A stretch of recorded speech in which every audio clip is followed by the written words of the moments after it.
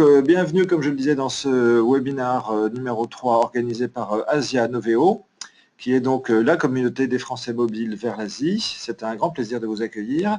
Je suis Robert Dequelin, vous avez d'ailleurs mon email qui apparaît en bas de l'écran sur la gauche.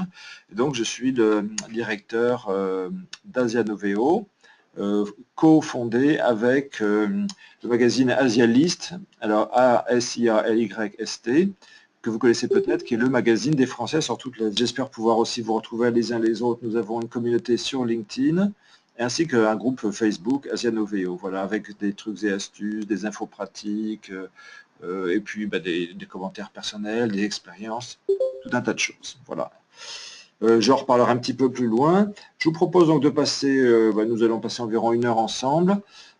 Alors, pour être très clair, nous n'allons pas du tout épuiser le sujet aujourd'hui. Vous imaginez bien que les aspects interculturels entre la France et bien sûr les pays d'Asie, ça nécessite plus qu'une petite heure de webinar. Donc, sans doute, nous allons continuer, nous ferons une série. Ça va dépendre un petit peu de vos questions aujourd'hui. Et notamment, on approfondira un peu moins ce qui concerne des pays comme l'Inde, par exemple, parce qu'on fera d'autres webinaires avec un spécialiste de ce pays. Voilà.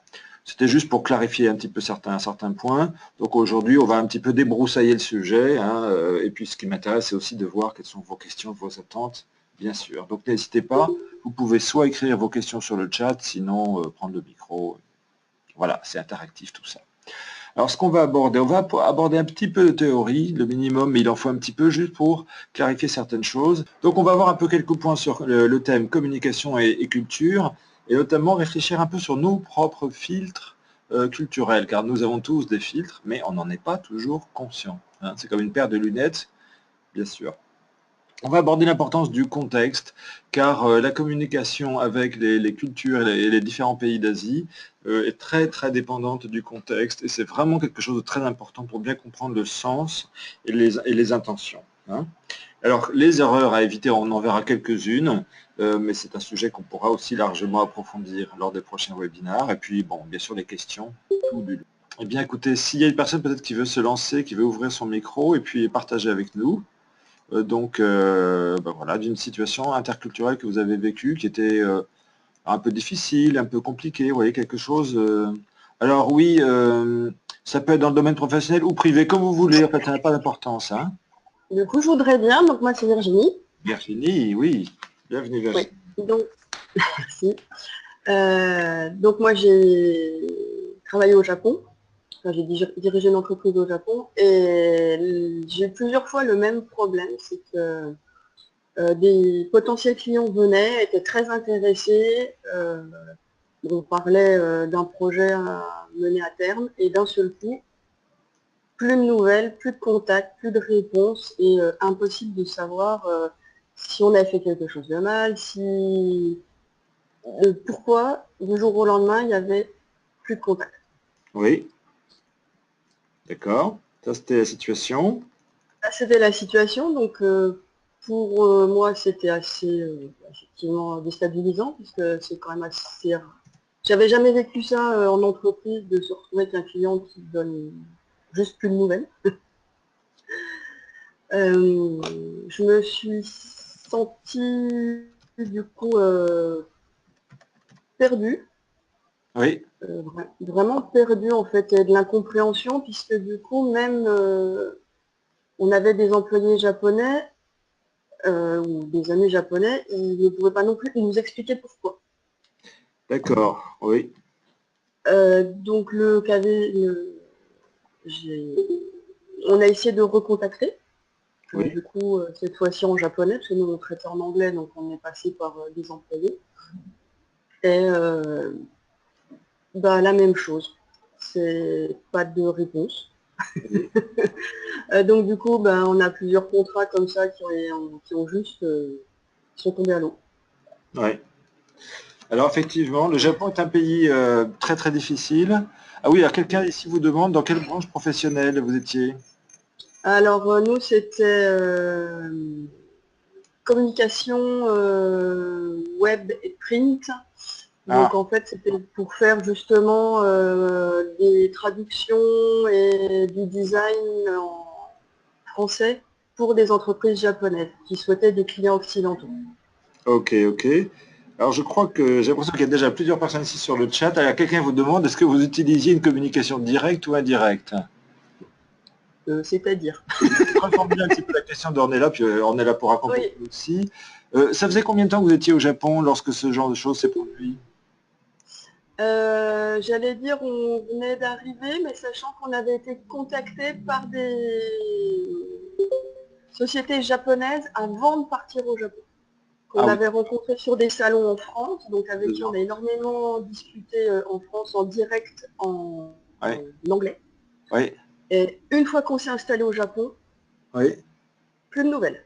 D'accord. Alors vous avez Hervé qui vous demande sur le chat, est-ce que vous passiez par un traducteur ou pas? C'est très important, effectivement. Alors, au départ, non, on traitait tout directement en anglais. D'accord. Et quand vous êtes passé Et par un traducteur, est-ce que vous avez observé une différence? absolument pas. D'accord. Alors, Après, on avait un traducteur, on est passé ensuite par un traducteur, donc qui était français mais qui parlait japonais, et on est également passé en direct avec nos employés japonais oui, qui ont fait la traduction, et oui. même problème. D'accord. Alors il faut savoir, après bon, on va avancer un petit peu, mais si vous voulez, Virginie, moi j'ai travaillé aussi dans le monde de la communication pendant 8 ans en Asie, hein. D'abord 3 ans à Singapour, puis 5 ans aux Philippines, et puis j'ai travaillé un peu sur l'ensemble de la zone, Asie du Sud-Est, le Nord, enfin, etc. Et dans la communication notamment, c'est l'un des domaines où effectivement la communication avec les clients est très difficile, pour plusieurs raisons. Vous avez certaines personnes, des prospects potentiels, etc., qui viennent vous voir. En fait, ils veulent juste avoir une idée des prix, quelque chose comme ça. Ils vous posent quelques questions et ils ne reviennent pas parce qu'ils font juste leur benchmarking. C'est-à-dire que leur mission n'est pas réellement de signer un contrat ou d'acheter une offre, leur mission est de se renseigner pour le cas où un jour on aurait éventuellement besoin de ce type de service. En fait, ils ont juste Ah, d'acheter chez vous. Ça m'a pris 2 ans au moins pour comprendre ça, quand même. Bon. Ça, ok. c'est une première hypothèse. Deuxième hypothèse, en fait, ce ne sont pas réellement des clients, alors sauf ceux que vous avez rencontrés sur des salons, mais vous avez des gens qui, en fait, sont des concurrents, qui se font passer pour d'éventuels clients juste pour savoir comment vous présentez votre offre. Hmm. Et alors ça, c'est vrai au Ouais. Japon, à Singapour, enfin dans des tas d'endroits comme ça. Bon, c'est assez subtil, mais bon, voilà, il y a cette notion d'aller chercher l'information, de vérifier. C'est un acte de professionnalisme et de se renseigner sur l'état du marché dans une perspective asiatique.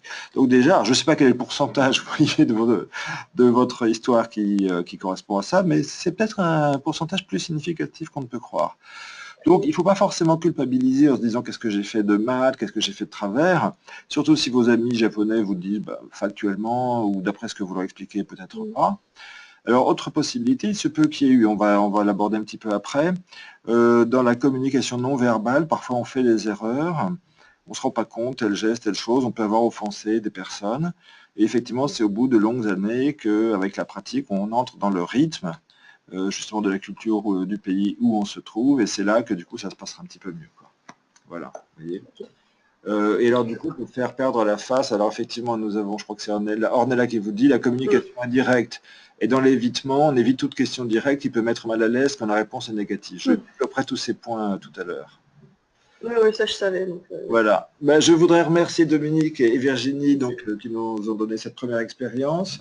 Je vais avancer un petit peu, mais on fera d'autres appels hein, à témoignages parce que je trouve que c'est intéressant. Vous avez tous vécu des situations très très riches et donc on peut aussi co-construire à partir de ce partage d'expérience. On n'est pas ici sur un cours théorique. En tout cas, je voudrais savoir, Dominique, peut-être Virginie, pardon, est-ce que ça vous apporte un petit éclairage du coup ce qu'on vient de se dire, oui, tout à fait. Du coup, je comprends mieux, oui. et en tout cas Ouais, déculpabiliser. je comprends mieux. Oui, oui, c'est ça. Et je pense que du coup, en fait, c'était effectivement du prospect pour plus tard. Un Parce message que... que je voudrais faire passer à tout le monde ici d'ailleurs, c'est vraiment on fait de son mieux, hein. Essayez d'apprendre, efforcez-vous. Au Japon et au Vietnam notamment, on retrouve toujours cette idée de, enfin dans beaucoup de pays asiatiques, l'idée de faire de son mieux, s'efforcer, faire des efforts. Et on vous pardonnera pas mal d'erreurs si on voit bien que vous essayez, que vous demandez, que vous vous renseignez, que vous cherchez à vous améliorer. Et puis pour vous aussi, ce sera important. Et puis une fois qu'on a fait de son mieux, si ça marche, tant mieux, si ça ne marche pas. Moi, j'avais comment dire, une collègue à Singapour qui me dit un jour, écoute, on a répondu à 3 appels d'offres pour cette entreprise 3 fois en 4 ans. Les 3 fois, ben, ils nous ont pas pris. Et elle m'a dit avec un côté très philosophe, if it's meant to be, it's meant to be. If it's not meant to be, it's not meant to be. Voilà, ben, ça ne doit pas se faire, mais au moins on a essayé. Voilà. Alors, Estelle me demande, pouvez-vous donner des conseils pour trouver du travail en Asie? Alors, Estelle, ça n'est pas le sujet d'aujourd'hui, mais on refera, on a déjà fait plusieurs webinaires sur comment développer, etc. On reprend ces aspects. Hein. Voilà. Alors, je vais développer un petit peu tout ça. Encore une fois, aujourd'hui, on va vraiment faire un petit peu, j'allais dire, une sorte de message ombrelle, donner quelques clés que nous approfondirons lors des prochains webinaires. Hein, mais l'aspect vraiment trouver du travail, ça nécessiterait vraiment une session rien que pour ça. On ne peut pas faire un petit chapitre, hein, mais on y reviendra bien sûr. Et puis, regardez sur notre site web, on a déjà mis quelques petits trucs sur développer son réseau, etc. Alors, je voudrais en venir à la notion de filtre culturel. Alors, nous avons avec nous aussi nos amis de Harmony and Mobility qui sont là. J'ai cru voir. Oui, je vois Aude. Oui, oui, je suis là. Bonjour Robert. J'ai eu quelques petits soucis avec mon micro, mais voilà, je suis bien là. D'accord. Ben, écoute, puisque tu es avec nous, Aude, est-ce que tu veux dire quelques mots? Parce que justement, vous êtes implanté dans plusieurs pays d'Asie.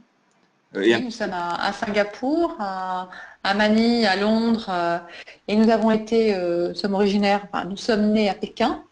Alors évidemment, j'allais dire, les filtres culturels qui apparaissent sur l'écran me parlent, c'est-à-dire regarder, changer de lunettes quand on arrive dans un pays n'est pas toujours chose facile, mais c'est un peu la chose à faire.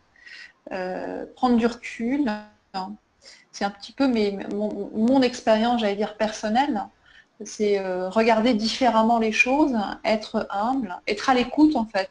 Oui. Et ne pas forcément avoir ces réflexes et ces projections personnelles qui sont liées à notre culture, Oui. puisqu'en fait la culture asiatique est tellement différente. Mhm. Il y a vraiment cette idée de prise de recul, d'écouter, d'être un petit peu dans l'attente de ce qui va se passer, parce que ça va être forcément différent. Et puis je dirais, il y a une notion aussi, mais je crois qu'on en avait parlé un peu Robert, cette notion de respect, Oui. respect de l'autre en fait. Je pense que c'est un des meilleurs moyens de désamorcer parfois des incompréhensions. Oui. À partir du moment où l'autre sent qu'il est écouté et qu'il est respecté, s'il y a du misunderstanding, c'est pas si grave. Voilà. Par contre, si l'autre ne se sent pas respecté, s'il se sent, il y a une petite dose il peut sentir une agression, même non verbale. Hein. Le non verbal joue tellement. Le verbal, c'est quoi? C'est 7% du message qui va être retenu, c'est tout. Or, on peut tout à fait, nous, être dans un comportement non verbal négatif et qui casse le message verbal qui se veut positif. Voilà un petit peu, mais on peut avoir le corps qui... Vous m'entendez? Oui, oui, oui, tout le monde entend très bien. Tout à fait. Le corps peut tout à fait montrer du désaccord, de l'énervement, de l'agacement. Je parle de ça parce que ça, c'est vraiment du vécu. Hein. Oui. Et l'autre, tout d'un coup, se sent agressé alors que c'est pas l'intention. Mais voilà, c'est ce qui va retenir. Exact, exact. Alors j'ai mis sur le chat, j'ai noté donc le nom Harmony and Mobility, cabinet dans lequel nous avons effectivement donc Catherine Laz-Bonatirou qui vient de s'exprimer. Nous avons donc Aude Benetton, Séverine Charza. C'est tout un réseau qui est sur plusieurs pays à la fois. Excusez-moi, j'avais oublié de débrancher ce téléphone. Alors, donc voilà. Pour approfondir cette notion de filtre culturel, avant d'aller parler plus spécifiquement de l'Asie, ce qu'il faut savoir, c'est que, comme tout le monde, nous les Français, nous avons nos filtres. Donc il est vraiment important d'en être conscient. Et l'un de nos filtres, qui est vraiment très très spécifique aux Français, c'est que nous avons une tendance à interpréter. Nous cherchons du sens, alors il est légitime de chercher du sens, mais parfois nous interprétons avec des clés qui sont les nôtres, et on ne se rend pas compte que parfois, d'abord se mettre en état de neutralité, juste se dire je ne sais pas, être Sherlock Holmes hein, et décrypter les signaux. Juste ça déjà, c'est une attitude qui sera appréciée, les gens vont se dire ah, je n'ai pas comme d'habitude en face de moi le Français arrogant qui croit qu'il sait tout sur tout, et croyez-moi, c'est souvent l'image que nous avons, hélas. Hein. Et quand on pose des questions, qu'on s'interroge, les gens ils sont ravis de vous expliquer leur culture, ils sont ravis de vous donner des clés. Ils ne demandent que ça souvent. Pas toujours, hein, c'est pas forcément le cas du Japon et de certains autres, mais souvent quand même. Okay, alors, en quelques mots, alors ça vous pourrez le relire, de toute façon on mettra, ce sera enregistré, vous pourrez le réécouter, et on mettra les présentations sur le site de Asia Noveo. voyez, ben, le concept de culture, c'est un ensemble de significations, de valeurs, de croyances qui sont stables, qui sont partagées, et qui caractérisent des groupes nationaux, ethniques ou d'autres. Alors, autre, ça peut être un groupe métier. On a une culture des cardiologues ou des médecins. Hein. C'est pas seulement de la façon d'écrire. Il y a les architectes, il y a les musiciens qui ont des cultures, vous voyez, les générations aussi. Et tout cela, ça oriente leur comportement. D'accord ? Et il y a une définition que j'aime bien, qui est de Hofstede, qui dit « La culture est un logiciel de l'esprit ». Alors, dans cette idée de logiciel, il y a une notion intéressante, hein, qui est que, effectivement, eh bien, logiciel de l'esprit, ça veut dire qu'on peut le programmer ou déprogrammer. Hein, et ça, c'est fort intéressant. Alors, je fais un petit arrêt sur le chat, je vois Guillaume qui demande est-ce que les Philippins sont plus proches de la culture asiatique ou anglophone? Eh bien, je vais juste faire une petite parenthèse, mais on reviendra pas sur les Philippins plus tard, Guillaume. Les Philippins, c'est la culture aux Philippines, c'est un millefeuille. Il y a plusieurs couches superposées les unes par-dessus les autres. Donc vous avez un fond qui est plutôt asiatique, qui va influencer beaucoup de comportements, la communication, la perception, la relation au temps et à l'espace. Et puis c'est un pays qui a été colonisé pendant 500 ans par les Espagnols, et donc il y a des croyances, et il y a la religion catholique qui influence beaucoup de choses. Et puis 50 années de colonisation américaine, puis 50 autres années de colonisation, je dirais, culturelle, toujours américaine, et donc du coup, oui, souvent les personnes cultivées ou qui ont un diplôme parlent anglais, pour autant, le fond est bien asiatique avec un petit vernis catholique. Je redévelopperai un petit peu tout ça à l'occasion, mais vous voyez, les Philippines, c'est typiquement un pays très compliqué parce qu'il n'y a pas un logiciel, il y a 3 logiciels. C'est comme si vous aviez à la fois Windows, hein, le logiciel Apple et puis un troisième par-dessus. Bon, eh bien, bon courage pour faire fonctionner votre téléphone. Et pourtant, ça marche. Mais il faut savoir qu'ils passent de l'un à l'autre en permanence. Donc, c'est en fait un très bon exemple, votre question. Alors, culture, croyance et comportement. Et donc, si on parle de filtre, ce qui est intéressant, c'est de déjà travailler à prendre un peu de distance vis-à-vis de notre propre système de croyance. Déjà, de savoir que nous en avons un. Par exemple, si on est conscient qu'en France, eh bien, dans nos valeurs, il y a liberté, égalité, fraternité, je m'apercevrai que dans beaucoup de cultures en Asie, la notion d'égalité n'est pas là. Et qu'au contraire, il est tout à fait acceptable que les humains sont inégaux. Voilà, c'est différent, c'est un autre point de vue. La notion de liberté n'est pas vécue de la même façon aussi. Okay. Alors, ce qui est intéressant, c'est comment elles se forment, ces croyances. Hein. Eh bien, il y a l'idée que nous avons une sorte de carte du monde culturel. Alors, carte du monde au sens de carte des pays, mais chacun d'entre nous se construit une représentation du monde aussi. Hein. Si je parle de liberté, égalité, fraternité, la notion de fraternité, en Asie, dans certains pays, par exemple, ce sera vécu comme la notion d'harmonie. C'est important. Okay. Ce n'est pas forcément la même notion qu'on a de fraternité ou d'égalité en France, par exemple. Okay. Alors, tout ceci est très compliqué et pourrait nous amener très loin, mais la chose importante à retenir, c'est déjà qu'il y a des manifestations visibles, des comportements, des langages, des objets. Tiens, en Indonésie, on parle bahasa indonésien, mais en fait, il y a plein d'autres langues selon les îles où on se trouve, et c'est vrai aux Philippines également. Et que dire de l'Inde, où il y a de nombreuses langues. Hein. Et parfois, d'ailleurs, la langue peut nous tromper. On croit qu'on se comprend parce qu'on parle l'anglais, mais dans certains pays, ils parlent anglais, mais ils pensent local. Okay. Donc, il y a des manifestations invisibles, comme les racines de cet arbre. Il y a des normes, des valeurs, des croyances, des choses qui sont acceptées, d'autres qui ne le sont pas. Et quand on n'est pas dans ces normes, ça peut choquer. Y compris, c'est tout bête, mais vous voyez la façon dont on se tient dans l'espace. Eh bien, certains pays, il est acceptable d'être physiquement plus proche. On peut se parler à une distance de 20 ou 50 cm. Et d'autres pays, il faut maintenir une distance de la longueur du bras, ce qui est vrai pour les pays anglo-saxons. Eh bien, déjà ça, si vous commencez par envahir l'espace physique des gens, il est évident qu'ils vont mal le ressentir et la relation prendra déjà un mauvais tournant. Okay. Alors, autre petit et si je puis me permettre, oui. et si je puis me permettre aussi, Robert, Oui. par exemple, notamment en Chine, que les gens soient plus proches de vous, ne pas le prendre comme une agression, mais oui. plutôt le prendre pour quelque chose comme une curiosité, un intérêt pour soi-même. Eh oui, voilà.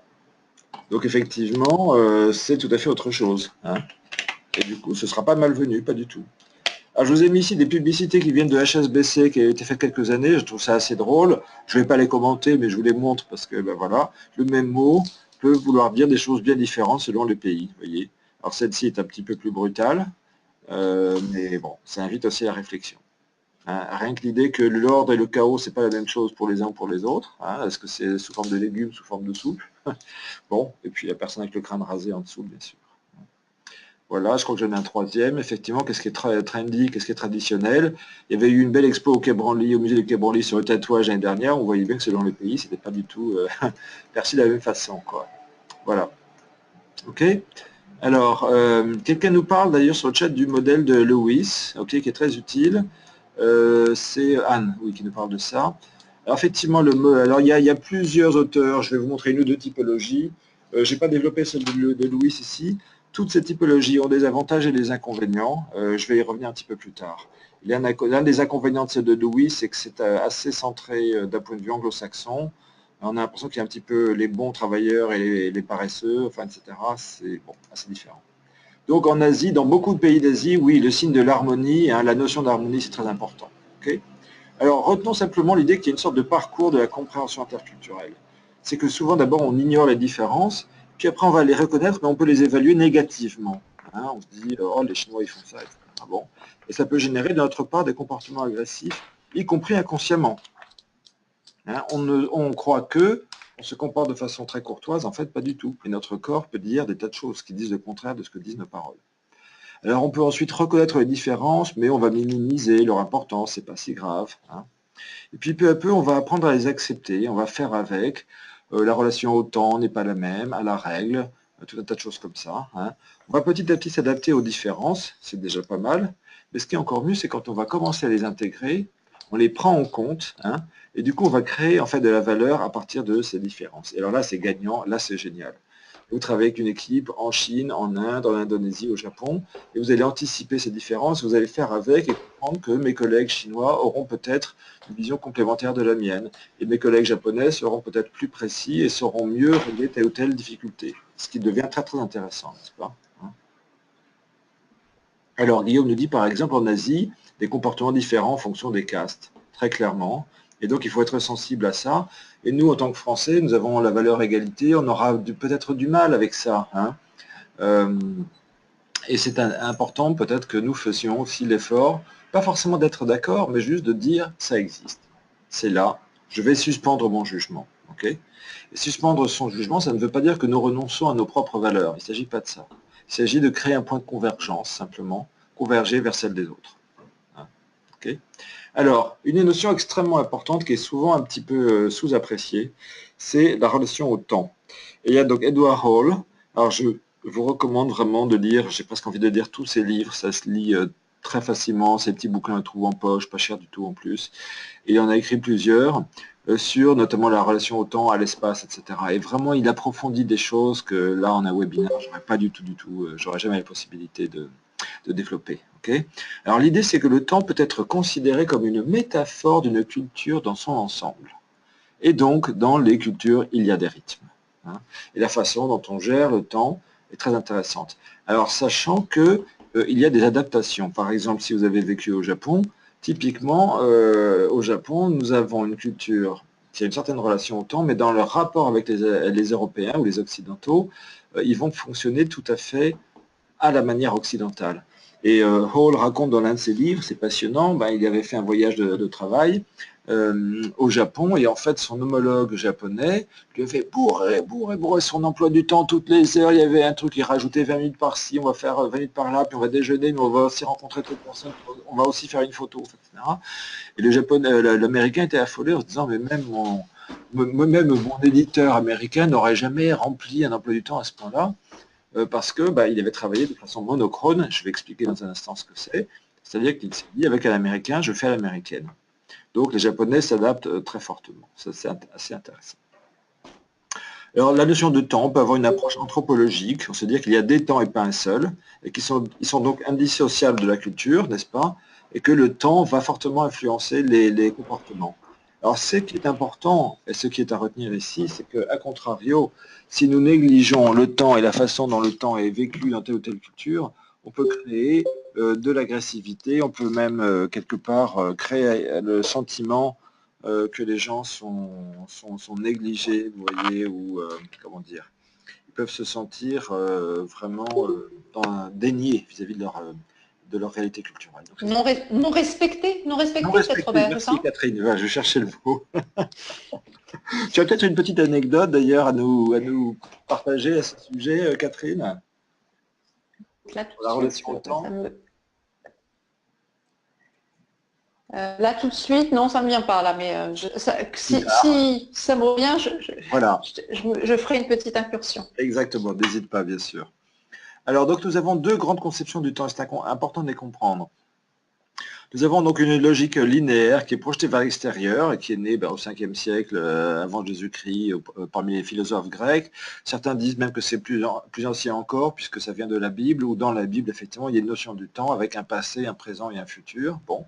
Et c'est tout à fait différent des logiques circulaires que nous retrouvons dans la plupart des cultures asiatiques, aussi bien d'ailleurs en Inde avec la notion du karma, dans l'hindouisme, que dans les cultures confucéennes, bouddhistes, taoïstes, etc., où le temps est circulaire et on est plus dans une sorte de présent continu, le passé et le futur étant des choses qui sont, j'allais dire, le passé est un ancien présent et le futur est un présent qui se passera un jour, vous voyez, mais le présent est toujours au centre de tout. Alors je vous montre évidemment deux exemples un petit peu humoristiques. Alors à gauche, un joli planning avec un schéma de Gantt, n'est-ce pas? Donc je planifie mon projet, j'ai un rétro-planning, à telle date il faut qu'on ait fini. Alors je sais pas, j'organise une conférence pour dans 6 mois, je prépare toutes les choses qu'il y aura à faire avec les petites barres que vous connaissez. Et à droite, c'est amusant, c'est le calendrier comment dire, chinois, avec le zodiaque. Et du coup, on voit bien qu'il y a cette idée que tout ça, ça revient, ce sont des cycles, ça tourne. Alors, est-ce que pour autant on est prisonnier de l'un ou de l'autre? Non, mais il y a du coup une multitemporalité et c'est important de comprendre ça. D'accord. Alors, à retenir ici, c'est que chaque culture a son propre rythme.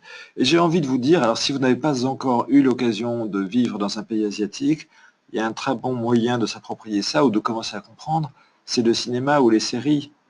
Vous avez sur YouTube des quantités de choses, vous avez des films de différents pays asiatiques, dont certains d'ailleurs durent beaucoup plus longtemps qu'un film occidental. Je crois qu'il y a un film indien qui est sorti récemment qui dure 3h30. Bon, on n'est plus tout à fait habitué à ce genre de format, mais c'est important de s'immerger dans le temps du récit tel qu'il est construit dans différentes cultures. Et donc, effectivement, voir un film bollywoodien, etc. Alors, Viki.com pour les films et séries d'Asie. Ah, génial. Oui, alors les films de Ozu, bien sûr. Donc, allez regarder tout ça pendant que je parle. N'hésitez pas à partager tout ça sur le chat. Comme ça, effectivement, on est dans le partage et la co-construction ici. Voilà. Les films, c'est une très très bonne façon de se lire. Alors, il y a aussi les langues, la conjugaison des langues, nous dit Cécile. Tout à fait. Moi, quand j'ai commencé à apprendre le mandarin et puis ensuite, alors le tagalog, qui est la langue des Philippines, qui a une grammaire assez proche du bahasa indonésien d'ailleurs. Pas de passé, pas de présent, il y a de l'infinitif, et puis après on rajoute manger un sandwich aujourd'hui, manger un sandwich hier, ou bien tout à l'heure. Voilà, ça se construit autrement. Mais c'est important de se dire ça, donc il n'y a pas des cloisons aussi étanches que dans les langues européennes, par exemple, avec des conjugaisons et tout ça. Okay. Alors, Edward Hall, il a introduit deux notions qui sont extrêmement intéressantes, c'est la notion de monochronie et de polychronie. Alors, c'est pas vrai seulement pour l'Europe versus l'Asie, il y a d'autres pays, en fait. Et donc, dans la notion de monochronie qui s'est développée, en fait, en Europe, surtout à partir de la révolution industrielle. Enfin, depuis la Renaissance, et ça s'est accéléré au XVIIIe et au XIXe siècle, le temps est découpé en tranches, on se projette, il y a des heures dans la journée, et l'idée du coup, c'est que le temps a une valeur, et perdre ou gagner du temps, c'est comme perdre ou gagner de l'argent, puisqu'on va associer les deux. Alors l'exemple extrême, c'est les Américains, et c'est une culture où on est très centré sur la tâche, et beaucoup moins sur le temps.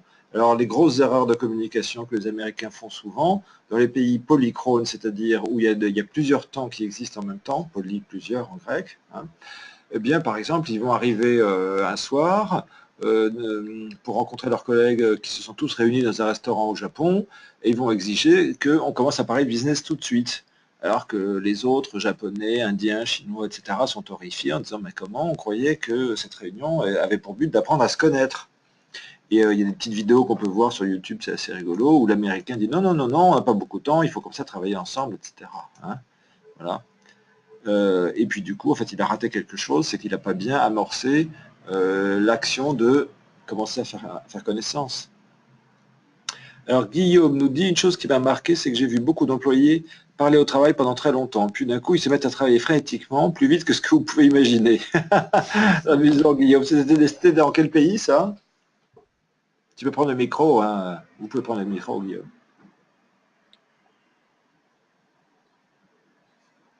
Partage amusant de Guillaume ici. Est-ce que Guillaume veut nous en dire un petit peu plus? Ah, en Thaïlande, oui, ok. Oui, alors ça, j'ai vu ça un petit peu aux Philippines aussi. On parle. De choses peut-être utiles d'ailleurs, hein, qui constituent du lien et tout. Et puis tout d'un coup, hop, ils se mettent à travailler frénétiquement. Il y a des rythmes un petit peu différents comme ça. Hein. Eh oui, effectivement. Pas de micro, pas de souci. Hein, voilà. Alors donc monochronie, polychronie, vous avez tout un tas de sites web où on peut trouver plein de choses là-dessus. Bon, hein. Alors, qu'est-ce que nous dit Hervé? J'ai pu à cet effet me rendre compte avec ma femme qu'elle ne comprenait pas. Par exemple, en allant à la plage, se dorer la pilule au soleil.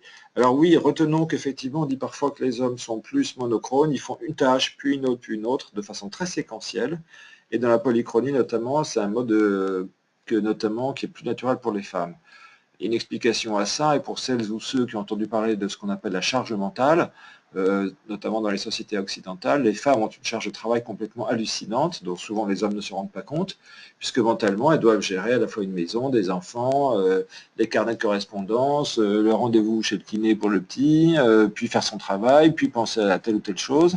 Et donc la notion de multitâche, hein, c'est pas juste un vain mot, c'est bien une réalité. Alors que souvent, eh bien, dans le monde, bah tiens, Guillaume nous parle de société d'informatique. Informatique, je fais 1, puis 2, puis 3, je passe d'un jalon à l'autre et je ne commence pas la deuxième tâche avant d'avoir fini la première. Bon, très bien, si on peut faire comme ça, mais ce n'est pas le cas de tout le monde. Et donc, soyons ouverts et tolérants avec l'idée que nos collègues en Inde, au Japon, etc., n'ont pas du tout le même rapport au temps. Okay. Alors, dans une culture monochrone, la contrainte est intériorisée, hein, c'est-à-dire que vraiment, si je suis en retard, je vais me sentir coupable, anxieux, je serai presque mon propre tyran. Et l'idée que le temps, c'est de l'argent, en fait, le fait d'en disposer à sa guise, c'est une marque de prise de hauteur hiérarchique. C'était l'histoire de Mitterrand qui faisait enrager ses collègues du G7, hein, Reagan, Thatcher et les autres, en arrivant systématiquement en retard au sommet du G7. Hein. Pendant ce temps-là, il finissait de lire un roman comment dire, de Stendhal. Bon, c'était une façon de montrer son pouvoir. C'est très très américain aussi. Hein. Bon. Alors dans une société polychrone, on va se poser souvent la question qui peut m'aider? On va privilégier les relations humaines et donc les autres, eh bien je sais que je suis avec eux dans un réseau de relations. Alors que dans une situation monochrone, type américaine, allemande, nordique, britannique, les contrôles externes indiquent comment il faut gérer une situation. Il y a des processus qui gèrent tout ça. Okay. Et nous les Français, on est un petit peu entre les deux. Okay. Alors, je vous ai montré une petite diapositive ici qui élabore un petit peu tout ça. Hein. Voilà. Et donc, bah, l'idée, c'est que dans les cultures polychrones, il n'y a pas de variation, tout est variable, vous voyez, il n'y a pas trop de planification, alors que la monochronie est très poussée. Mais tout ceci évolue, puisque dans les sociétés occidentales, on revient maintenant au mode de développement agile, etc. Vous voyez, on injecte un petit peu d'agilité dans nos processus, peut-être parce que on s'aperçoit qu'on est allé un petit peu trop loin dans la monochronie. Hein. Alors souvent, dans les sociétés polychrones, les transactions sont basées sur la confiance. Hein. Elles sont réalisées en groupe. C'est vrai non seulement en Chine, mais c'est vrai aussi au Maroc. C'est vrai, vous voyez, dans d'autres sociétés, souvent en Amérique latine. Hein. Donc, dans les sociétés polychrones, les individus aussi sont polyintérêts ou polyvalents, versus très spécialisés dans les sociétés occidentales. Hein. Si je puis me permettre, Robert, à ce sujet, c'est vrai que la notion de confiance et de temps est très, très, très mêlée. Oui. Pour les gens qui viennent travailler notamment en Chine, mais aussi dans les pays de Maghreb, c'est ce temps que l'on prend qui paraît du temps perdu, oui. Alors que c'est du temps tellement important pour nos partenaires asiatiques et d'Afrique du Nord, parce qu'on crée une relation.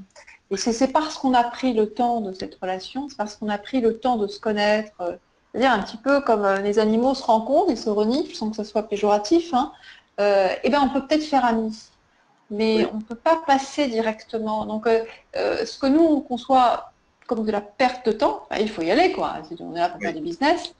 En Asie, non, c'est ce temps-là qui va nous permettre d'aller vite après. Alors, effectivement, c'est tout à fait ça. Et comme très souvent j'étais amené à faire l'interface entre mes collègues américains et mes collègues des différents pays asiatiques, j'expliquais aux Américains, pour parler leur langage, qu'il fallait investir dans la relation. C'était un investissement. Tout à fait. Et quand on leur disait comme ça, finalement, ça leur parlait.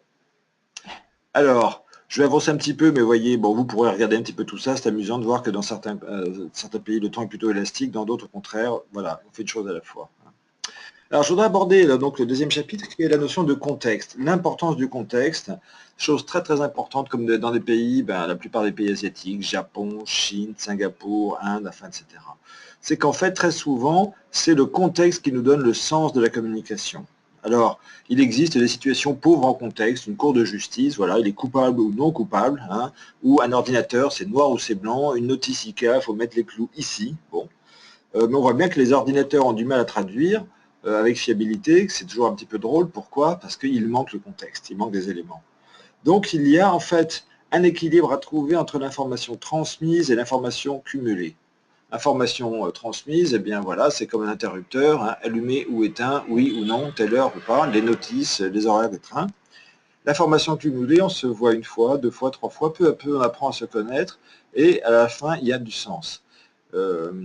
Et donc du coup, eh bien, on n'a pas besoin de répéter certaines choses, on va comprendre d'après le contexte. Hein, voilà. Alors, du coup, je vous mets ici une petite anecdote amusante. Voilà, discussion entre M. Jones et M. Hamasaki. On va dire que M. Jones, il est peut-être américain ou britannique, vous voyez. Donc, M. Jones qui dit « Looks like we're going to have to keep the production line running on Saturday. Hein, il va falloir qu'on continue à produire samedi. Bon, alors M. Hamasaki, alors, on va mettre le ton et la voix, hein, I see. Vous voyez, avec un I see. Alors, on ne peut pas faire les mimiques, mais vous imaginez avec les coins des lèvres qui tirent vers le bas. Hein. Can you come on Saturday? Yes. I think so. Alors un Philippin, vous voyez là, il aurait les yeux qui regarderaient vers la droite ou vers la gauche ou vers le bas, hein, puis avec une voix de plus en plus molle. Oh, that will be a great help, continue l'Américain. Yes. Alors avec des silences aussi, hein, entre les mots, vous voyez. Saturday is a special day. Vous voyez, puis un silence après le yes, comme ça. Alors, Mister l'Américain, tu vas essayer de comprendre, oui ou non, hein? Oh, how do you mean, répond le Mr. Jones. It's my son's birthday. Oh, how nice. I hope you all enjoy it. Alors, à votre avis, qui a compris quoi, là, dans cette petite scénette?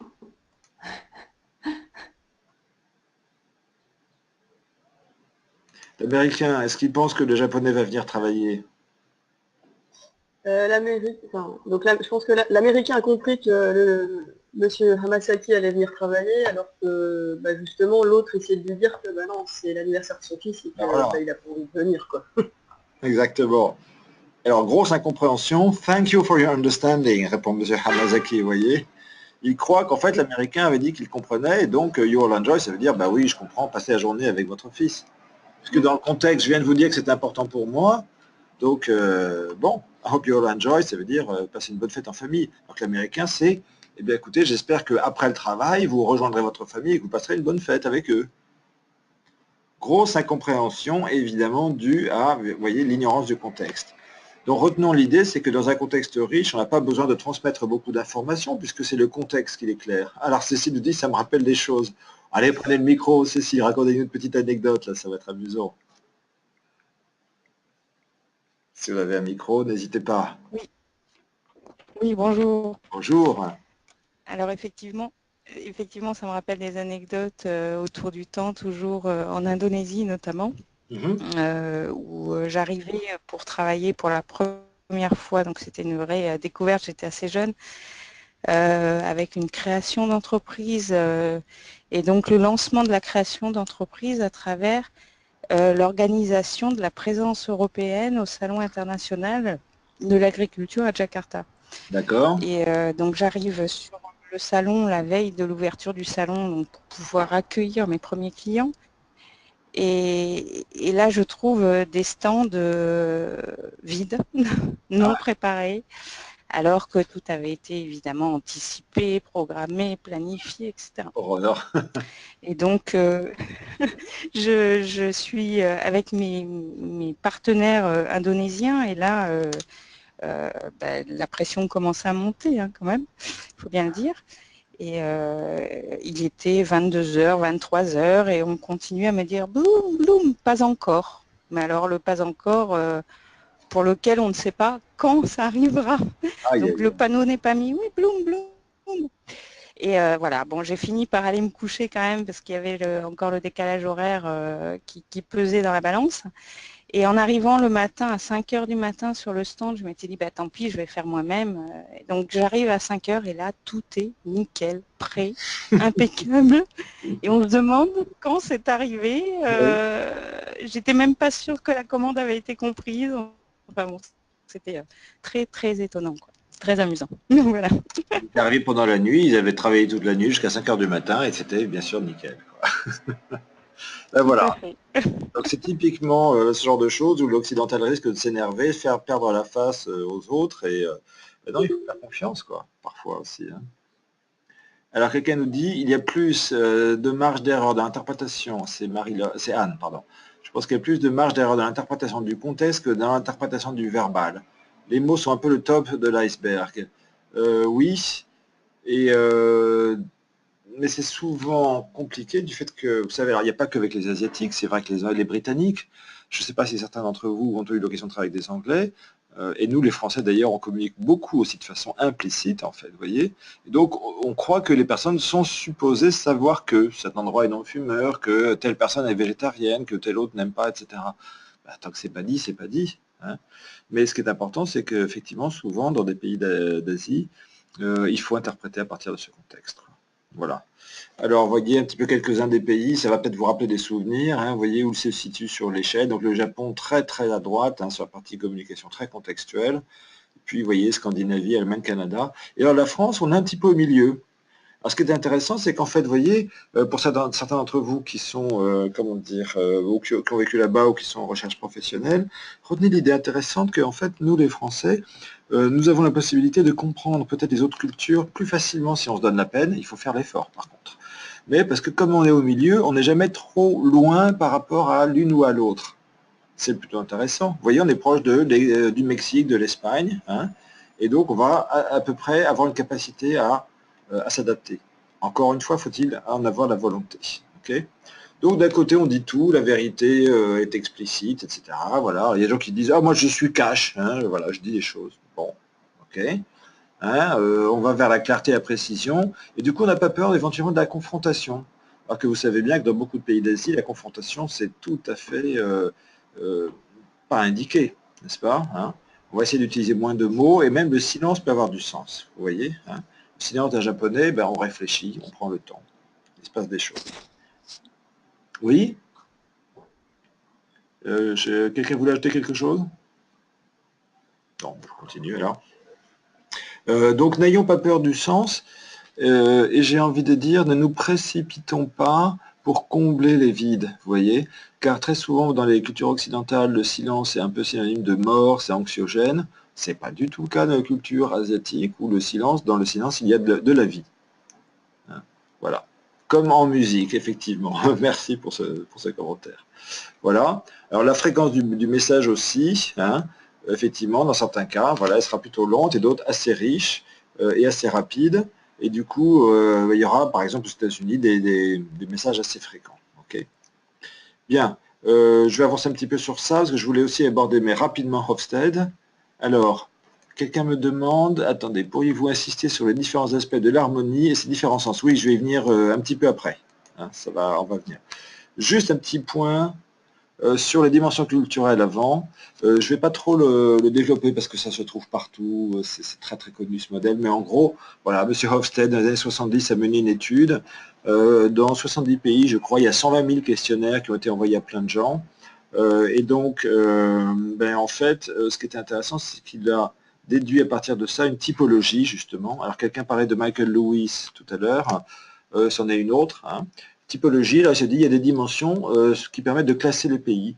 Donc, par exemple, la relation à la distance hiérarchique, et on s'aperçoit que plus les pays sont proches de l'équateur, curieusement, plus on accepte l'inégalité, plus la manifestation de la hiérarchie sera forte. Et puis, qu'est-ce qu'il y a dans d'autres pays, la notion d'incertitude ne sera pas la même. Alors vous imaginez bien que si vous vivez aux Philippines où il y a des typhons, des tremblements de terre, des volcans, etc., eh bien, peut-être que votre maison, elle a été détruite 3 fois, et vous l'avez reconstruite 3 fois en 1 ou 2 générations. C'est pas pareil que si vous vivez au Danemark, où en gros, il y a peut-être une petite tempête de temps en temps, vous voyez, mais pas plus que ça, quoi. Alors attendez, Marco nous dit, en Thaïlande, la superstition est très présente. J'étais face à 3 interlocutrices, dont une très hostile. Quand je leur ai dit être, c'est excellent ça, être né le même jour que le roi de Thaïlande, tout s'est décanté. Ben voilà. Alors tout d'un coup, elles vous ont marqué beaucoup de respect, Marco. Ça doit être rigolo ça. Bon ben voilà, alors écoutez, si vous êtes né le même jour que le roi de Thaïlande, bon ben, vous vous souviendrez, ou de l'empereur du Japon peut-être, ça peut aider. Effectivement, c'est pas mal. Bien, alors j'avance sur le modèle de Hofstede. Bon, mais il y a donc cette idée de matrice culturelle. Vous pourrez regarder tout ça, hein, vous regardez le modèle de Hofstede, il y a beaucoup de choses sur Internet et tout ça.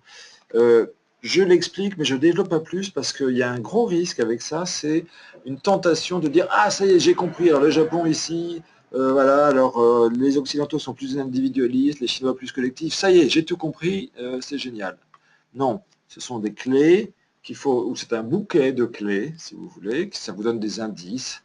Mais même avec les indices, n'oublions pas de rester dans une vraie attitude d'humilité, hein, et vraiment d'ouverture et de curiosité. D'accord? Voilà. Donc je ne développe pas plus, vous les retrouverez. Bon, c'est intéressant. Voilà, on sait bien quelque part que dans nos sociétés, oui, on est plus individualiste, et pour d'autres, au contraire, l'individu dépend de la société, n'est-ce pas, pour son bien-être. Bon, voilà. Donc regardons juste un petit peu où se classent les uns et les autres. Et vous voyez que, encore une fois, tiens, la Chine et le Japon sont tout à fait du côté du communautarisme, mais on retrouve aussi le Sénégal, le Maroc, la Thaïlande, le Mexique. Hein. Puis la France, un peu plus vers l'individualisme, clairement. Donc ici, nous avons besoin de franchir un petit peu cette distance entre les deux. Okay. Alors, typiquement au travail, je me suis aperçu que parfois il y avait des conflits de loyauté. Hein. Aux Philippines, par exemple, la famille est très importante, donc on a un employé qui ne vient pas le matin travailler parce que la belle-mère arrive à l'aéroport, toute la famille va l'accueillir. Ah, il avait juste oublié de prévenir, parce que leur relation au temps n'est pas la même non plus.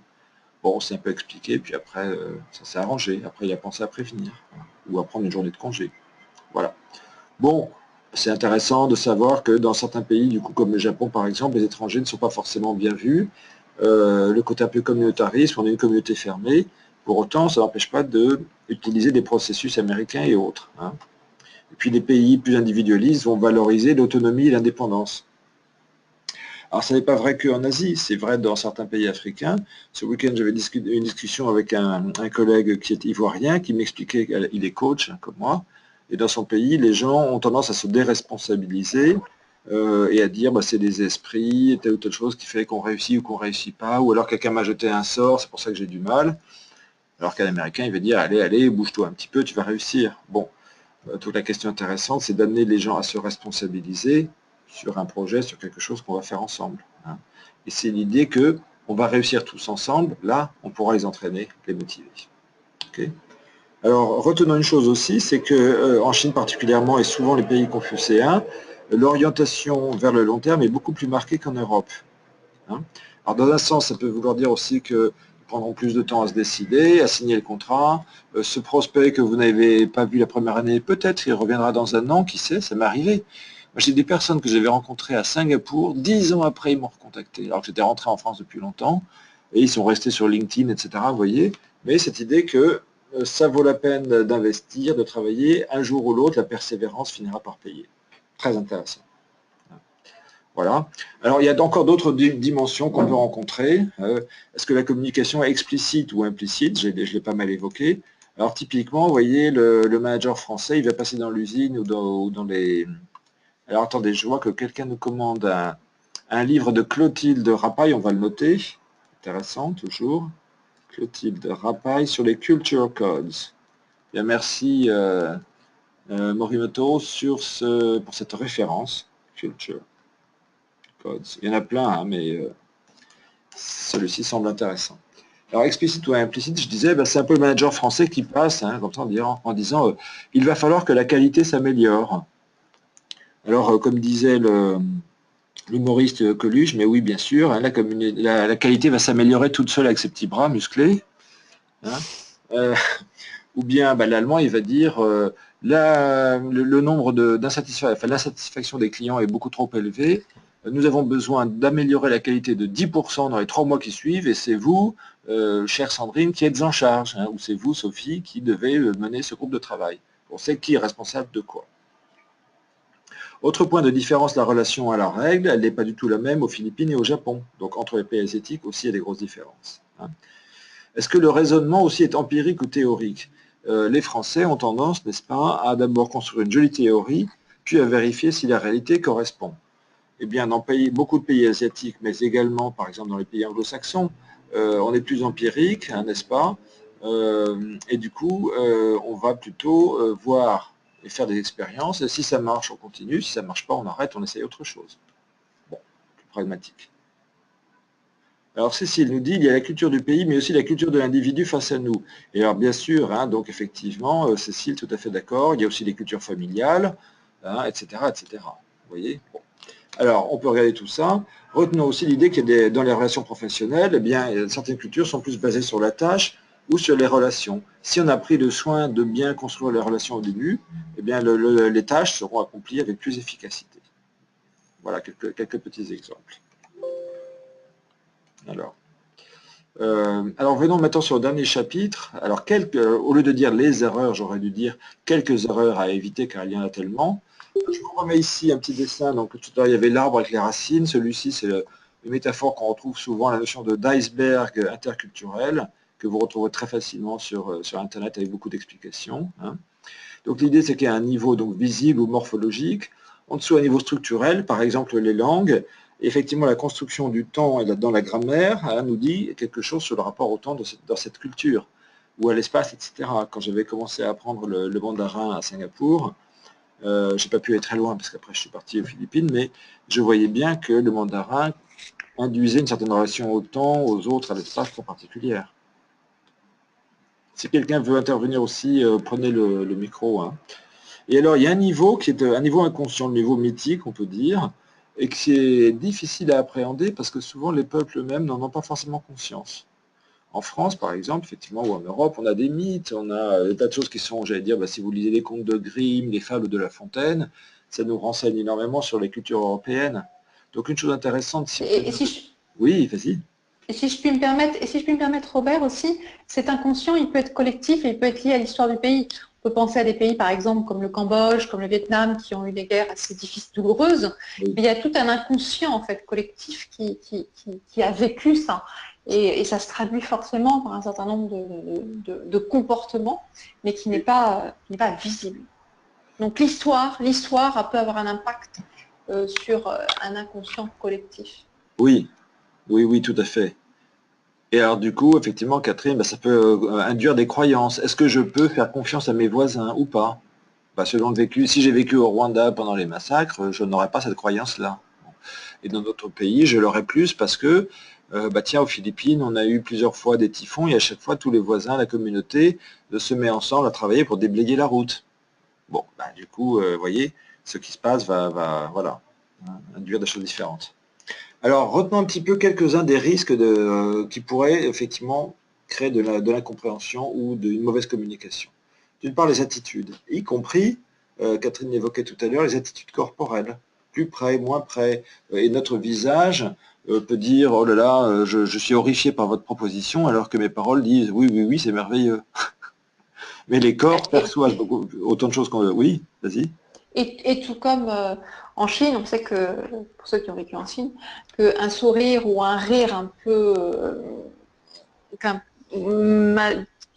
comment dire, oui, un rire, j'allais dire serré, non, c'est pas serré, je n'arrive pas à trouver le mot, mais un rire gêné, merci, veut dire que la personne est mal à l'aise et qu'elle n'a peut-être pas compris. Et qu'en fait, elle n'est pas du tout sur la même longueur d'onde. Oui. Elle essaie justement de marquer par ce rire et par ce sourire gêné qu'il y a incompréhension. Donc là, on est vraiment dans le non-verbal. Ou qu'on a demandé une chose inconvenante, ou qu'on lui a demandé une chose qui n'est pas de son ressort, ou à laquelle elle ne peut pas répondre, enfin, etc. Donc ça, c'est vraiment intéressant. Alors, risque au niveau de la motivation. On peut avoir donc des niveaux de motivation très différents, tout simplement parce que les personnes n'ont pas le même centre d'intérêt, hein, déjà. Alors, au niveau d'expression aussi.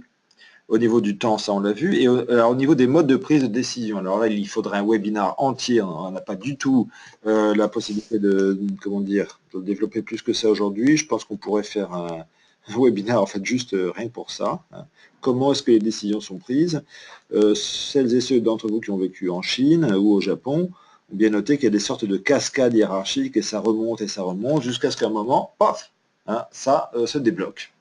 Et parfois, du coup, un projet qui nécessitait certains jalons, ce sera débloqué au dernier moment, parce que là aussi, peut-être le responsable hiérarchique chinois va faire valoir son pouvoir en nous donnant son feu vert que in extremis. C'est une façon de vous maintenir un peu en haleine, vous ou ses équipes.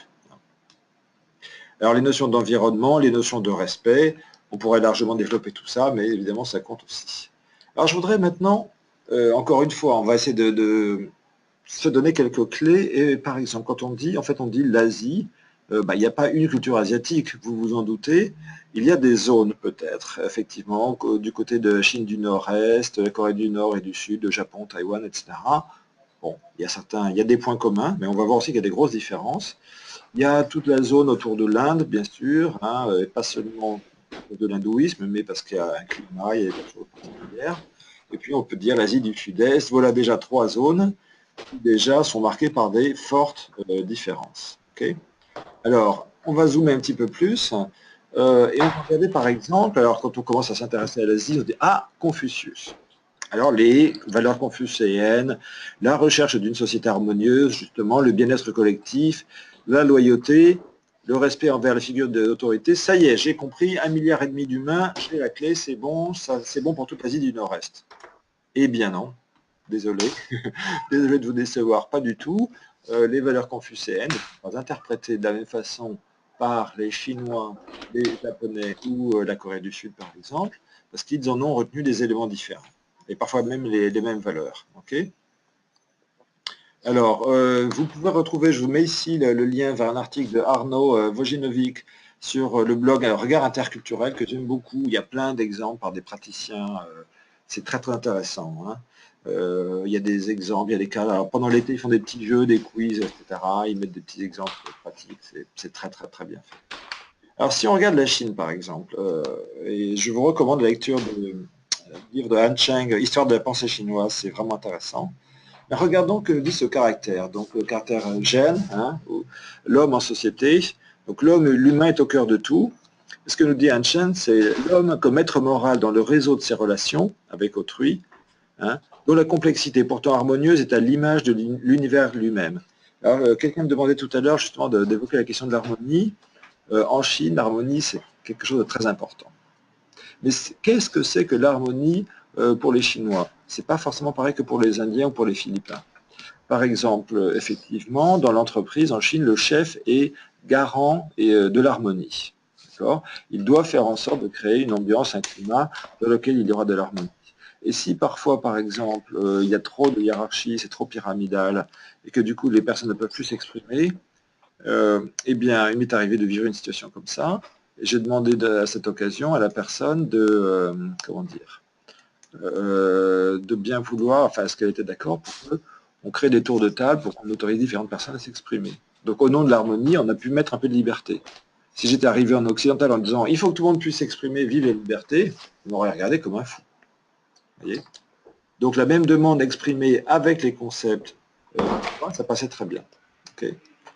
Alors, si on regarde le Japon, par exemple, 2 autres concepts qui viennent de Confucius, hein, en tout cas de ce qu'on interprète de Confucius, Chong et Sin. Alors, loyauté et intégrité, ça dépend aussi un petit peu de la source et des classes sociales, chose qu'on retrouve beaucoup en Indonésie, aux Philippines, etc. Les mêmes valeurs ne sont pas interprétées de la même façon. Chong, c'est la notion de loyauté, c'est la valeur des samouraïs. Très bien, donc la notion de loyauté, très important, mais ça peut être aussi une sorte d'exigence envers soi-même. Alors cette idée de toujours s'efforcer de faire de son mieux, d'accord, très intéressant, qu'on retrouve d'ailleurs autrement au Vietnam aussi, l'idée de faire de son mieux, très important. Hein, je crois que certains d'entre vous ont vécu au Vietnam. Alors loyauté, donc exigence envers soi-même, c'est amusant d'ailleurs, j'avais un collègue qui avait vécu un certain temps et travaillé au Japon, il me disait à chaque fois les collègues arrivaient le matin, oh là là, j'ai beaucoup transpiré pour faire cette présentation, il y avait un PowerPoint avec 10 slides, hein, vous voyez, mais voilà, j'ai beaucoup travaillé. Alors c'était vraiment important de montrer qu'on avait beaucoup travaillé, même si les résultats n'étaient pas toujours complètement probants, mais voilà, il fallait rendre au moins hommage à ça. Hein. Alors, une deuxième notion importante, c'est le sin, hein, l'intégrité, et donc l'homme face à sa parole. Et donc l'alignement entre ce que l'on dit, ce que l'on fait.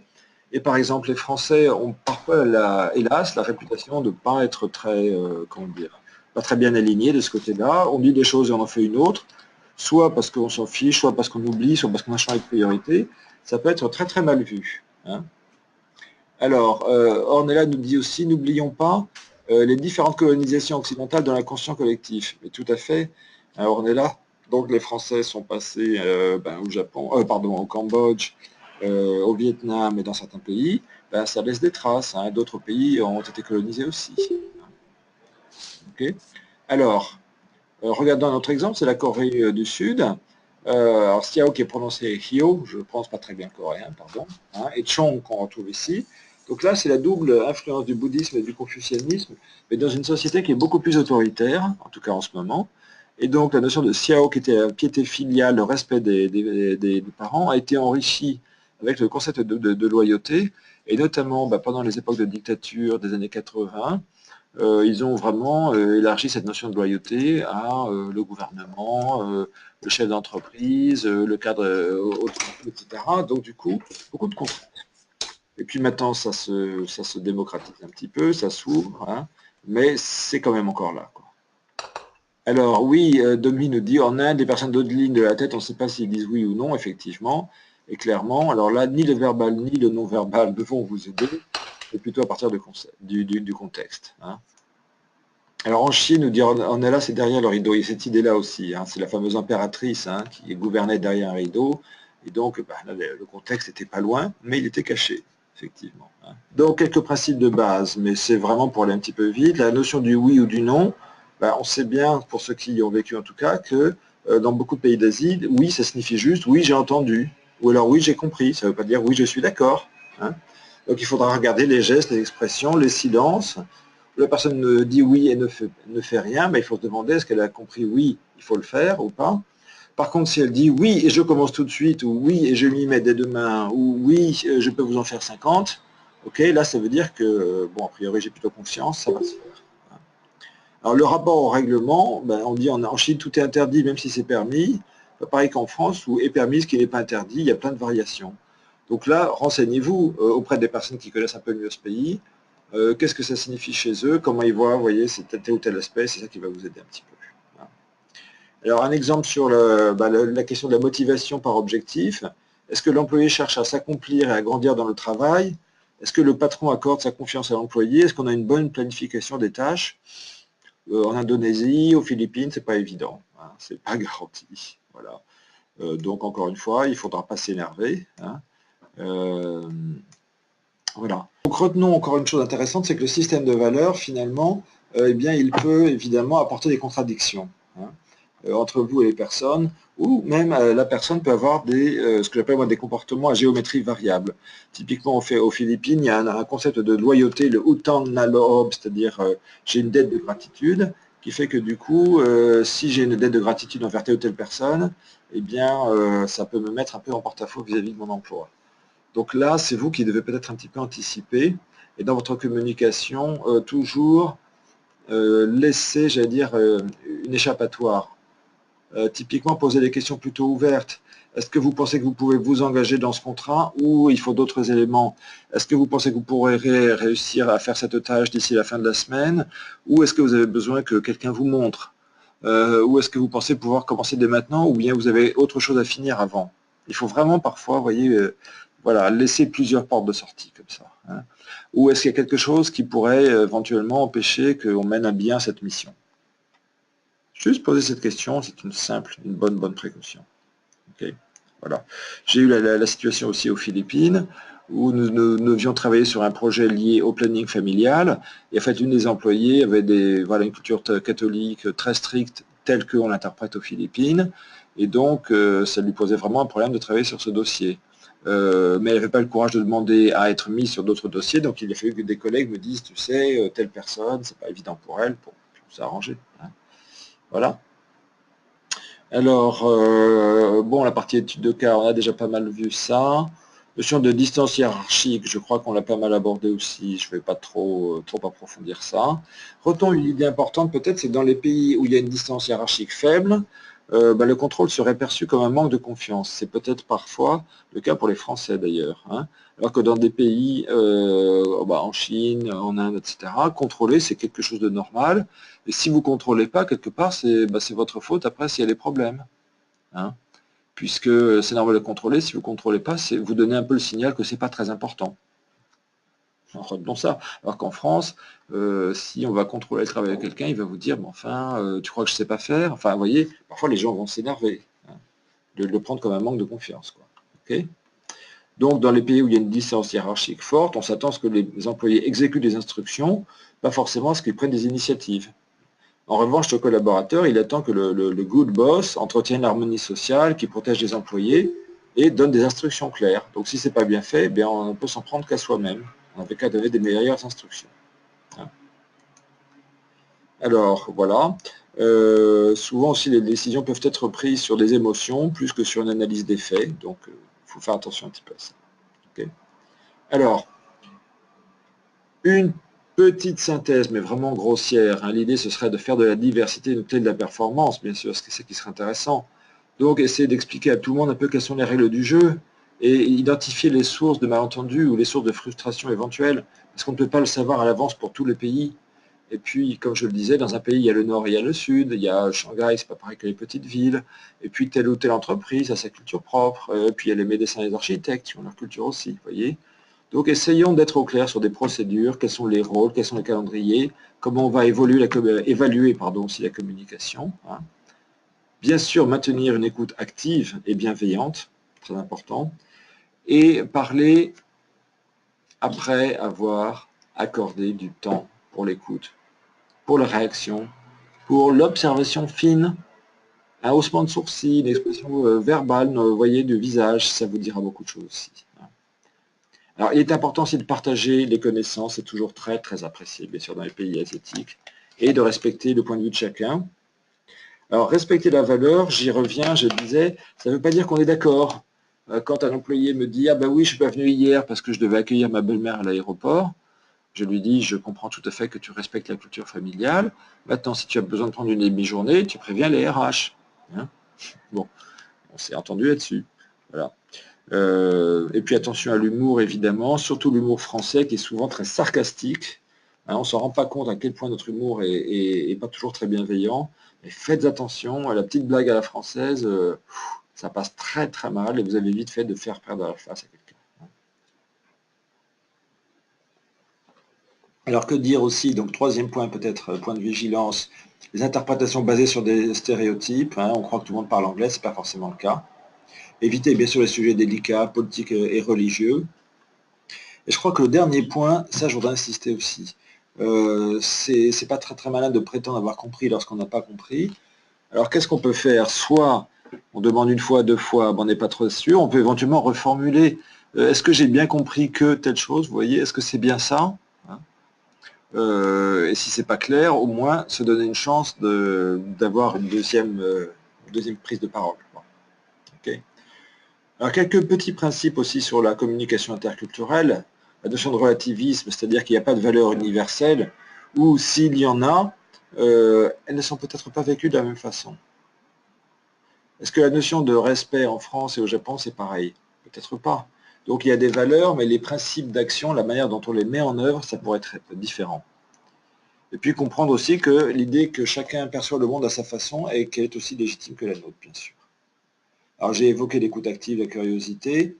Sur la cohérence identitaire, bien ne pas, s'identifier ou se, voyez, garder vos valeurs, simplement chercher la convergence avec les autres.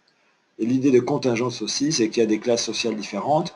La notion de temps, par exemple, n'est pas du tout pareille chez les riches philippins, dans la classe moyenne et chez les pauvres. Hein, il y a des grandes variations, okay, et dans différentes cultures.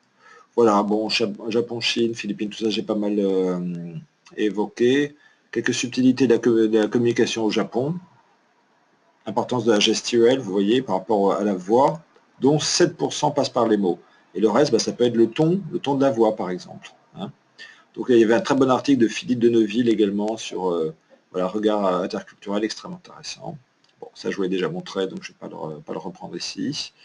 Une petite histoire amusante que cite Philippe de Neuville, et on va finir un petit peu là-dessus, je crois, qui est que voilà l'histoire d'un jeune et beau célibataire français, ingénieur, qui rencontre une jolie japonaise à Tokyo. Ah, il dit j'adore la culture française, sa cuisine, etc. Donc il se dit oh, elle a une bonne connaissance et il lui propose d'aller dans un restaurant. Alors elle prend son agenda, très intéressée, il propose samedi prochain, ah c'est pas possible. Le mois suivant, ah c'est pas possible non plus, elle a des examens. Et puis finalement il demande mais alors quand? Eh bien il lui dit dans 8 mois. En fait c'est une façon évidemment de dire non. Hein. Elle est très intéressée par la cuisine française, mais elle n'a pas forcément envie d'aller dîner ou déjeuner avec lui. Voilà. Alors le oui, on a déjà abordé ça, donc je ne vais pas trop revenir dessus. Je vous ai mis une petite bibliographie que vous pourrez lire, qui est assez intéressante. Il y a beaucoup d'autres choses qu'on pourrait ajouter. Et c'est bizarre. Ah oui, j'ai mis l'un des livres de E.T. Hall, mais franchement, ils sont tous très très bien. Donc allez-y, quoi. Voilà, je vais peut-être refaire un petit tour pour les différentes questions, peut-être. Soit par le chat, soit par le micro, si vous voulez. Et ceux qui doivent nous quitter, eh bien, on se reverra, puisque nous allons prochainement faire d'autres discussions. Très bien. Ben, merci à tous, en tout cas. Je vais arrêter ici l'enregistrement. Alors, on n'a pas encore mis en ligne un planning des webinaires, mais vous les trouverez régulièrement sur, sur notre page Facebook et notre groupe LinkedIn également. Donc, n'hésitez pas à demander l'adhésion, on sera très heureux de vous accueillir.